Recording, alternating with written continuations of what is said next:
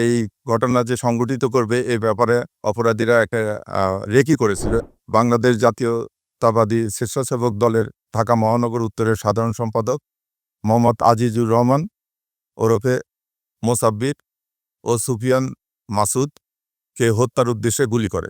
ঘটনার পরপরে আহত দুইজনকে চিকিৎসার জন্য নিকটস্থ বিআরবি হাসপাতালে নিয়ে গেলে কর্তব্যরত চিকিৎসক মোহাম্মদ আজিজুর রহমান এলাইস মোসাব্বিরকে মৃত ঘোষণা করেন এবং গুরুতর আহত সুফিয়ান ব্যাপারী এলাইস মাসুদকে উন্নত চিকিৎসার জন্য ঢাকা মেডিকেল কলেজে প্রেরণ করা হয়।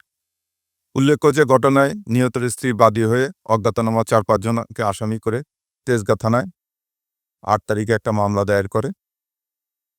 পরবর্তীতে মামলাটি নিবিড় তদন্তের জন্য ঢাকা মহানগর গোয়েন্দা পুলিশের নিকট হস্তান্তর করা হয়। প্রিয় সাংবাদিক ভাই বোনেরা, আপনারা জানেন যে এই ঘটনাটি একটি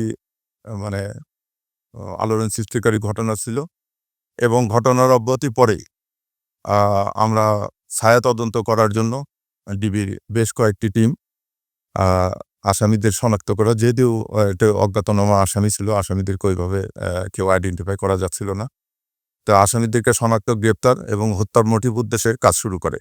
এরই ধারাবাহিকতায় গোয়েন্দা পুলিশের কয়েকটি টিম ঘটনাস্থলে উপস্থিত হয়ে ঘটনাস্থলের আশেপাশে সিসি ফুটেজ ক্যামেরা সংগ্রহ করে ঘটনাস্থলের আশেপাশে উপস্থিত ব্যক্তিদের প্রাথমিক জিজ্ঞাসাবাদ করে, সোশ্যাল মিডিয়া ও অন্যান্য ওপেন সোর্স হইতে তথ্যপ্রাপ্ত সংগ্রহ করে সেগুলো যাচাই বাছাই করা হয় এবং এই যাচাই বাছাইয়ের এক পর্যায়ে আসামিদের আমরা মোটামুটি শনাক্ত করতে সক্ষম হই এবং শনাক্তকৃত আসামিদেরকে গ্রেপ্তারের উদ্দেশ্যে বাংলাদেশের বিভিন্ন জায়গায়, যথা ঢাকা, মানিকগঞ্জ, গাজীপুর, ময়মনসিংহ, নেত্রকোনা, ভৈরব, তারপরে কিশোরগঞ্জ সহ অন্যান্য এলাকায় ব্যাপক অভিযান পরিচালনা করা হয়।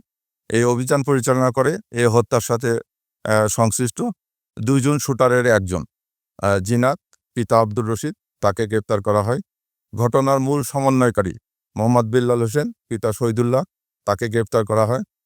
পাশাপাশি শহীদুল্লাহর ভাই আব্দুল কাদির, যে ঘটনার পরবর্তীতে আসামিদেরকে পলায়নের সহায়তা করা, আসামিদের মোবাইল পরিবর্তন করা সহ অন্যান্য কাজে সহযোগিতা করে, তাকে গ্রেপ্তার করা হয় এবং ঘটনার আগে এই ঘটনা যে সংঘটিত করবে এ ব্যাপারে অপরাধীরা একটা রেকি করেছিল। এই রেকিতে সহায়তা করার জন্য মোহাম্মদ রিয়াজ নামে একজনকে আমরা গ্রেপ্তার করি।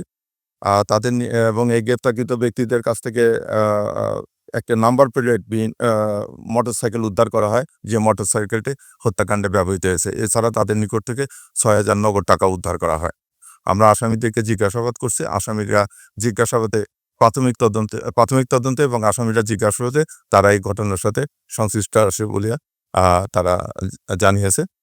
আমরা এখন তাদেরকে নিয়ে আসছি। আমরা টোটাল ঘটনাটা তদন্ত করতেছি।